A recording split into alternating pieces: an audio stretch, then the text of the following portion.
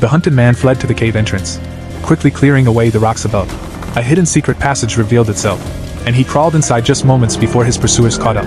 He kicked away the wooden support, causing the cave entrance to collapse. He thought he'd evaded danger, but the white dust billowing from the entrance betrayed his location. Gazing at the collapsed entrance, the tycoon decided to play a game of cat and mouse with Ben. Meanwhile, Ben crawled through the passageway, severely dehydrated, and dared not slacken his pace. Fueled by sheer willpower, he soon reached the end of the passage, his secret hideout. Parched, he grabbed a water jug and drank it dry. Sunburned, he quickly pulled on his pants, then forced himself to lace his leather boots over his mangled feet, despite the excruciating pain. Realizing the tycoon would soon hunt him down, Ben hastily tore the map from the wall, marking the location of the buried water source. Soon, the tycoon arrived at the entrance. Hearing the commotion, Ben scrambled back into the cave, but the tycoon grabbed some nearby explosives, lit them, and tossed them into the passage. To avoid being blown to bits, Ben frantically crawled out of the cave, sprinting toward the exit. Fortunately, Ben was lucky.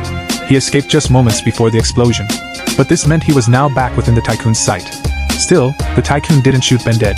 Instead, he threatened him to keep walking deeper into the desert, wanting to watch Ben slowly bake to death. Though utterly exhausted, both physically and mentally, Ben refused to give up on survival. Following the map's directions, he successfully located the iron box he had buried earlier. While the tycoon wasn't looking, he secretly retrieved the slingshot inside. Then, following the map's guidance, he dug up the hidden water source. He immediately grabbed the bucket and began drinking. But before he could take a few gulps, the relentless tycoon caught up again.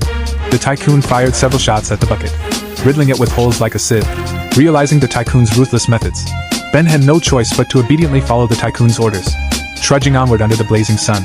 In stark contrast to Ben's wretched state, the tycoon sat back, satisfied, leisurely mixing himself a cocktail. He placed a small stool nearby, wanting to see how long Ben could endure. At that moment, Ben appeared lifeless. Yet his mind was plotting a daring scheme.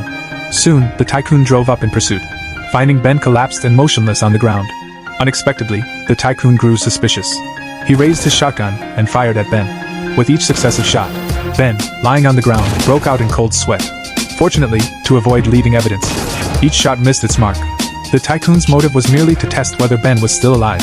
Ben's masterful acting successfully deceived the tycoon. The tycoon was about to drive back to the city, but before leaving, he took one last look through his binoculars. He saw Ben seemingly revive. Filled with rage at this sight, the tycoon lost all desire to toy with Ben. He immediately retrieved his sniper rifle, aimed at Ben halfway up the mountainside, and pulled the trigger. Fortunately, the distance was too great, and the tycoon's successive shots missed their mark. He could only drive up the slope in pursuit. Meanwhile, Ben dared not pause for a single step, scrambling toward the cave above. In his memory, he and his girlfriend had once bathed in the cave's water pool. There must be a water source there, but when he finally reached it after immense hardship, the sight before him plunged him into utter despair. The pool had completely dried up.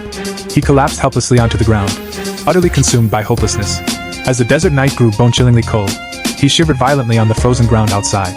The tycoon guarded the cave entrance relentlessly. The moment Ben stepped out, he would be riddled with bullets, trapped with no escape. Then, resolved to fight to the death, Ben retrieved his old slingshot as a weapon.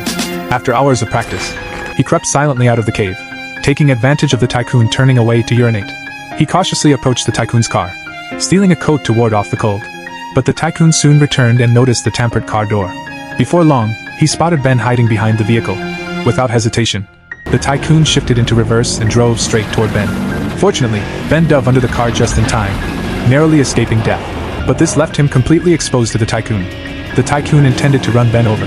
Seeing this, Ben had no choice but to hide behind a rock. Enraged, the tycoon pulled out explosives and hurled them at him. Watching Ben flee in disarray, the tycoon was overjoyed. Having used up his explosives, he immediately drew his sniper rifle. Intending to eliminate this witness, Ben hid behind the rock, not daring to peek out. But at the critical moment, the tycoon's gun ran out of bullets. He had to go back to the car to reload. Seeing this, Ben seized the opportunity to rush out and launch a surprise attack. In the next instant, the tycoon was knocked unconscious by the blow. When he finally came to, the situation had completely reversed.